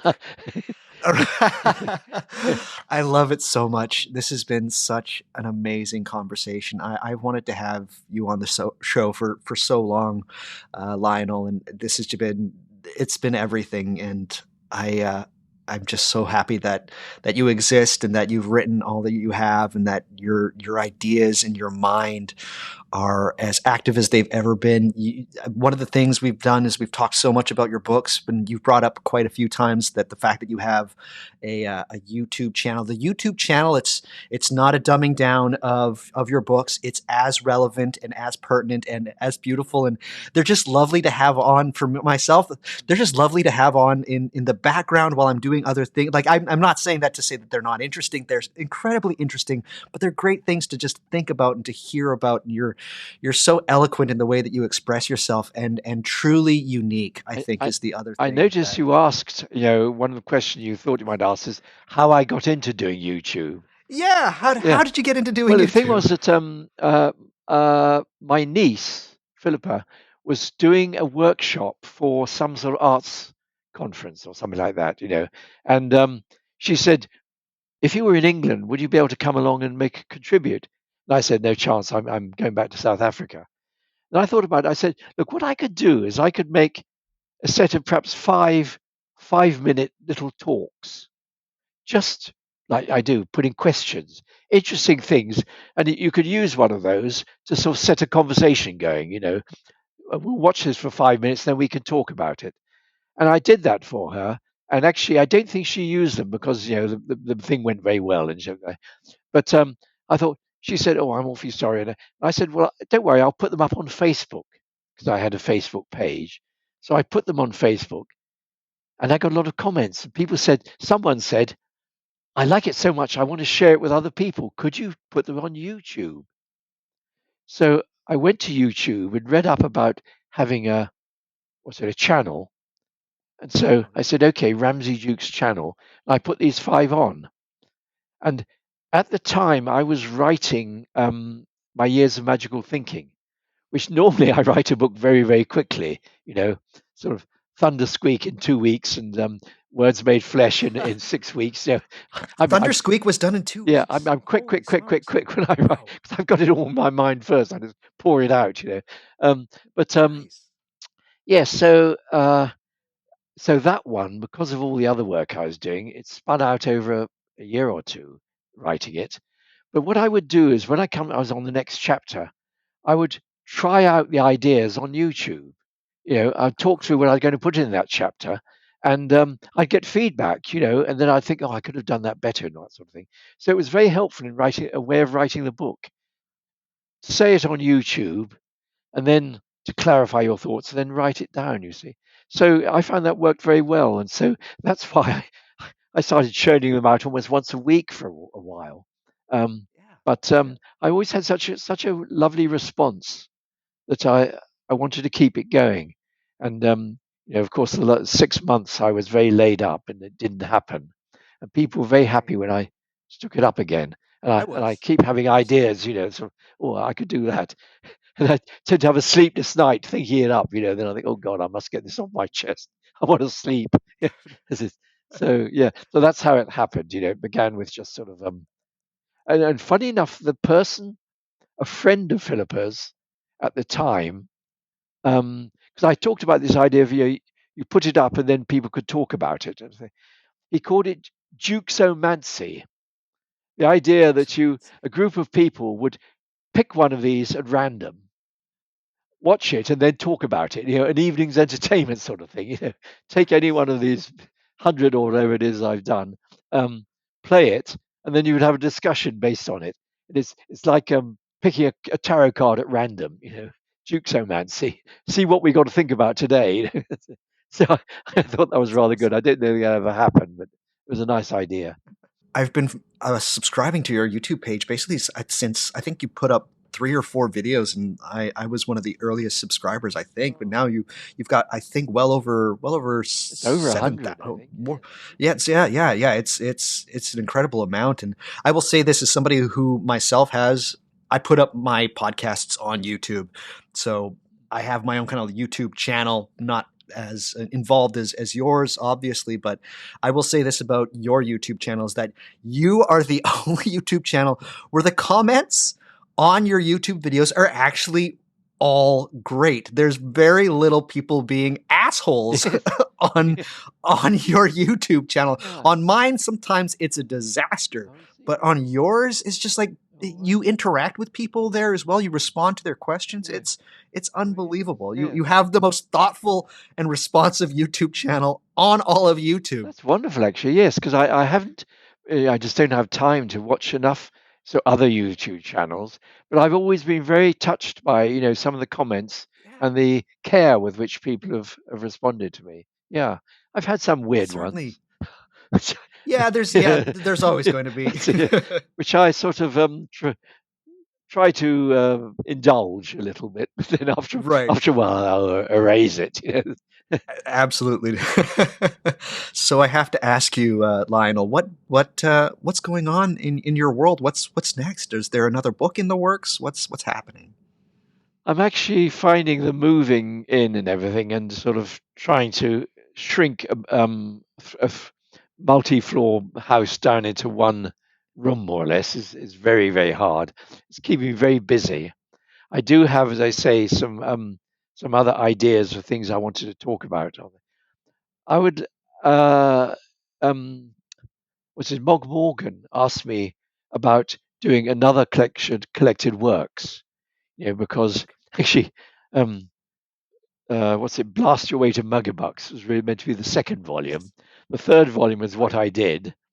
There's a volume back then which I might put together sometime of very early stuff, which I have to find out, Okay. or bits of paper with it written on. But Wow. since what I did in my holidays, uh, I've actually written quite a lot of articles for various journals and things like that and magazines.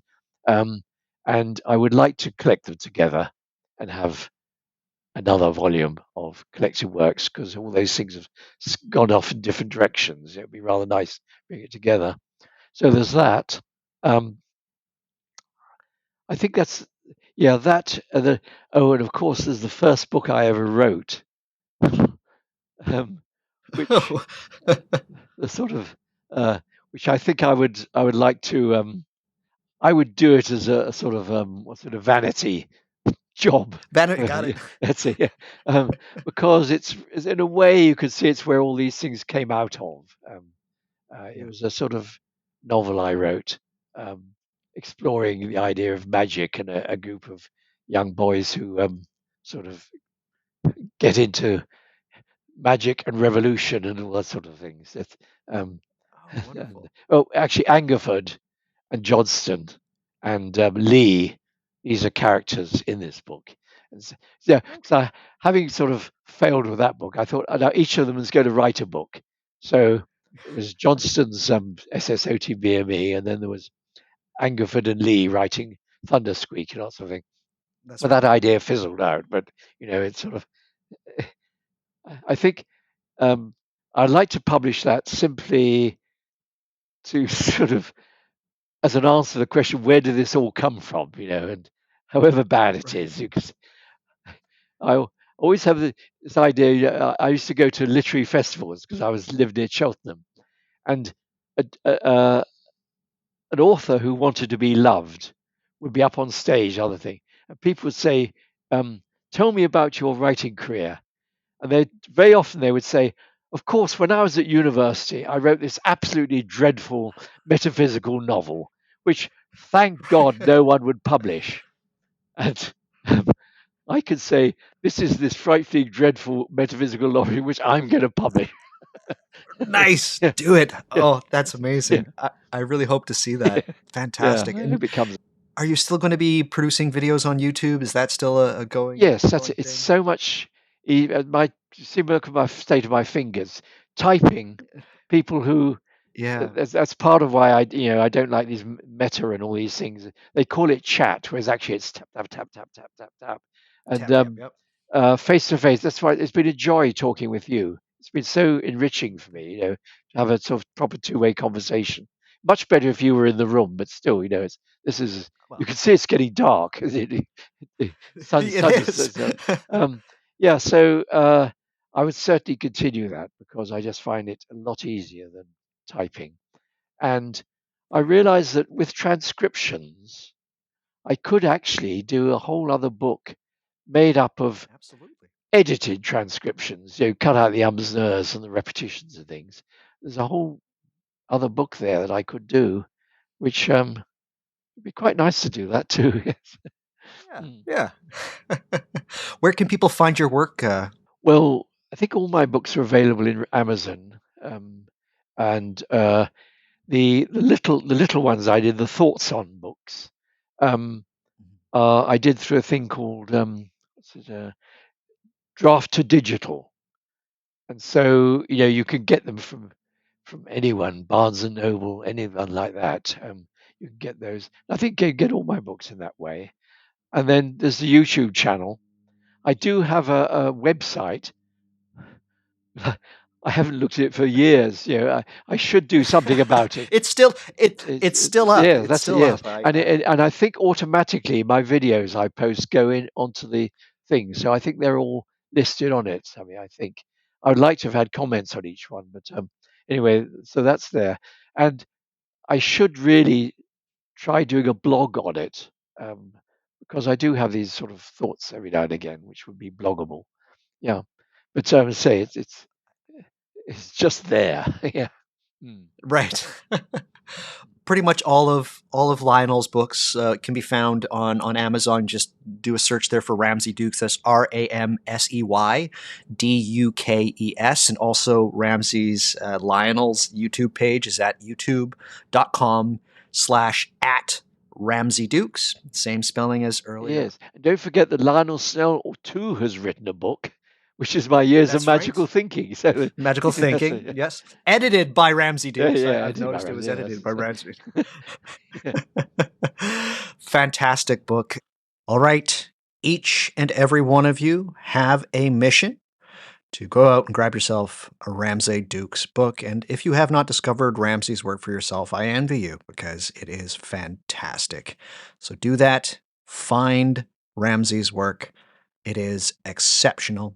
And one of the best places to go to get all the links for where to find Ramsey's work and his YouTube channel, head to whatmagicisthis.com. For this one, not a ton of show notes, but lots of links to all of the things that you need to bring Ramsey into your life. And we should all do that, particularly if this stuff is fascinating to you. And I also have 7 of my favorite Ramsey Dukes books there. Have a look. I think that they're all really wonderful and they're kind of in order. So start from the top, go to the bottom, or just grab any of Lionel's work. It's really just wonderful stuff. Whatmagicisthis.com. All you need to get going. Head there, click on the links. You know what to do. Do you think that I'm doing something kind of cool here with What Magic Is This and you'd like to show your support in some way, shape, and or form? Well, there are 3 ways of doing that besides, just saying in your mind, "Good job, Doug. I support your work." I mean, cool, thank you. It doesn't really help me a ton. But here's 3 ways to actually help me. The very first way is the best way, and that is to support me on Patreon. Patreon is how I make my living. This is what I do for a job, and it's only $7 a month American. That's nothing. That's peanuts. You could buy a bag of peanuts for $7 American a month. The roasted, like really good kind. Like, just thinking about it, it's like, oh man, I could go for some peanuts right now. But yes, for the price of getting that dream made true is the same price as to showing that you support my work and you'd like to help me financially in some way. Patreon.com/whatmagicisthis, or head to the What Magic Is This homepage. That's whatmagicisthis.com. Click on any number of the support me on Patreon links there. They're all over the place. I put it everywhere because, yeah, I think that I'm doing something kind of cool. And you get access to a whole bunch of exclusive content, or offerings, as I like to call them, audio episodes, videos, access to a Discord channel. There's so many great things that I do there. It's truly like a different podcast. It's its own thing. It's its own beast. It's a beast unto itself. Or I'm screwing up that expression, but it's a whole different beast. There we go. That's the one. The Patreon is, I think, my best work. I love doing this. I love talking to other people and doing solo shows every once in a while on like demons or UFOs and stuff like that. But the Patreon, they're quick and dirty, right? They're like an hour to an hour and a half max, and it's just some of the most interesting things. I talk about grimoires and entities and Solomonic magic. I just shared an experience about one of my first times in taking a ritual from Julio Cesar Oddi's book Magister Officiorum, and what happened with that. And people think that is pretty fun. It didn't go the best, but it didn't go the worst either. I think I got results. And it was just a strange period of time that kind of kicked off all of my Solomonic dabblings since then. Yeah, baby steps. That's what it was. And I shared that experience.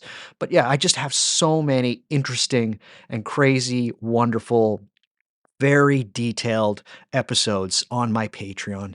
But I need your help with that one. So that's only $7 a month, and that's Patreon. And that goes to just keep me doing what I do and the thing that you love dearly, which is hearing my voice and doing the things and sharing the magic and the curiosity and all of this great stuff that you enjoy and you listen to.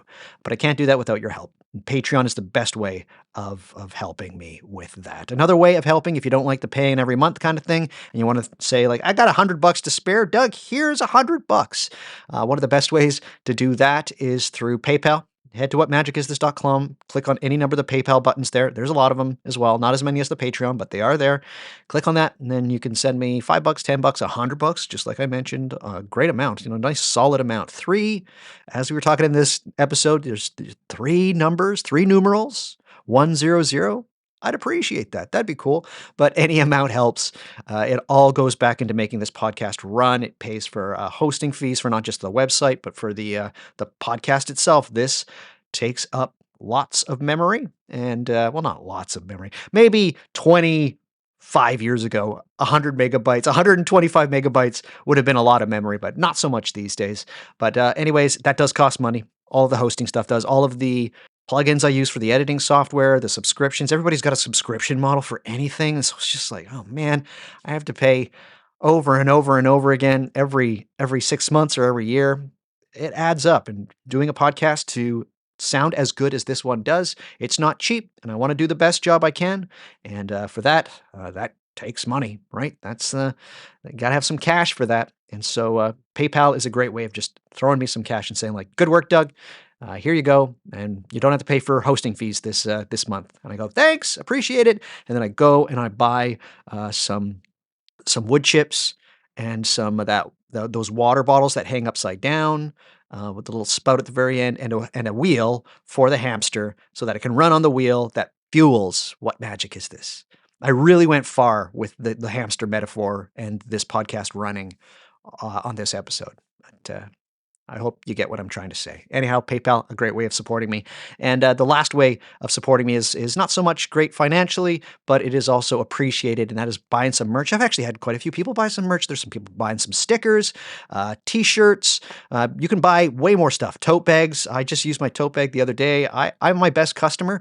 So anything you want. Phone cases. What else is there? Fridge magnets.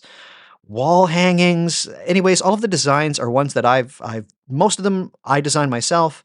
No doubt there'd be some things there that you would recognize. But anyhow, it's not the best way. Supporting me, as I said, I get, less than $10 American every month. from my merchandise, but I love seeing people wearing and using things that have my logo on it. It is so cool. It's magical. It truly is. And I love it. So when you do actually grab some of my stuff, please don't be shy. Send me a picture. I love seeing it. It's so cool. But yeah, I want you to go out wearing your hoodie or whatever you have that's got my What Magic Is This logo on there, and just show the world that you like this podcast and you like this stuff. I actually have a sticker on on my surf skate, which is a skateboard that's got really loose trucks, so it seems like you're surfing when you're skateboarding. Anyways, I love it.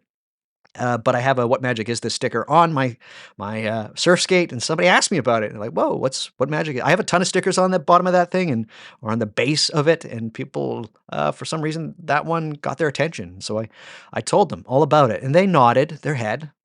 They nodded their head as I was like, "Hey," and I talk about this kind of stuff, and they're like, okay, okay, okay," and then they changed the subject. But that's just how it goes. At least they saw the logo, and it was a cool one. It's the one with a hand with a snake all coiled around the hand. Anyways, if you want to see that logo, check it out. Head to whatmagicisthis.com, go to the menu there, click on the merchandise button. It'll take you right to my store. It's a TeePublic. As I said, tote bags, phone cases, t-shirts, hoodies, baby clothing, no underwear yet. Sorry, people. Stickers, so much. There's a lot of things that you can get. Mugs. I've got a lot of mugs, actually. Should mention that. But yes, not the greatest way of helping me, but I love to see it. But the place I would love to see you most would be the Patreon. Patreon.com/whatmagicisthis, all one word. And $7 American. That's fiddlesticks. I don't even know if that's a real thing. I'm sure they are. Fiddlesticks. It's what you use for your fiddle. No, that's a bow, isn't it? Anyhow, doesn't matter. This has been a weird one, but I'm going to keep going with it.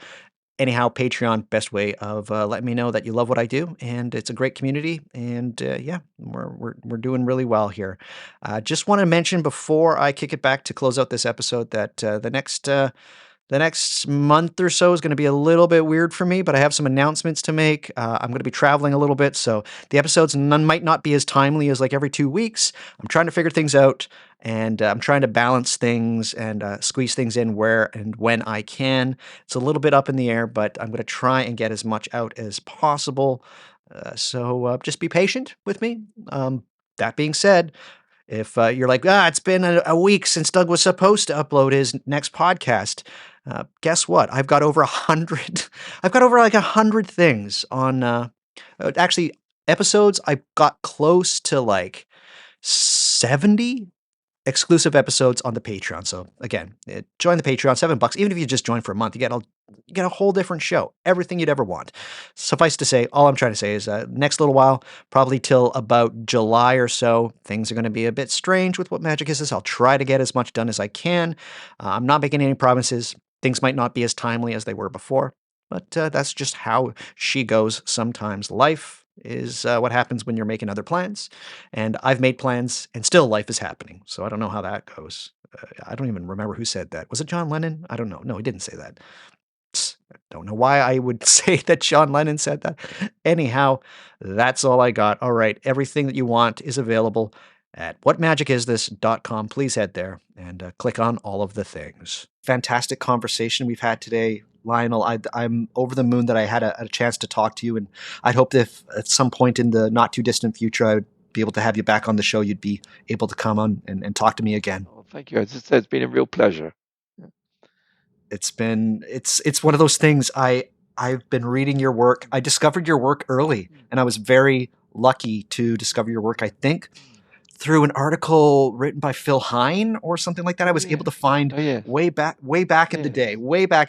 And Phil Hine did an interview, didn't he? I think, yes. Yeah. And so I've been reading your work for 20 years.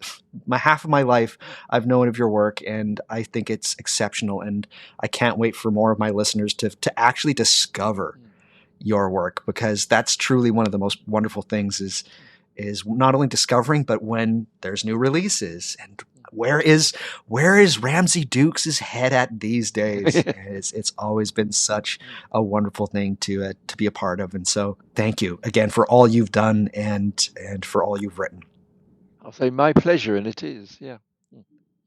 Fantastic. All right, everybody, that is the show. Go and grab every single thing that Lionel has written, otherwise known as the sex secrets of the black magician known as Ramsey Dukes, pick up Sisapami, all of the things. But until next time, everybody, that's the program. So I want each and every one of you to stay healthy, to stay hopeful, and to stay luminous. We will talk at each and every one of you very, very soon. Goodbye, everybody. Ta for now. Bye-bye.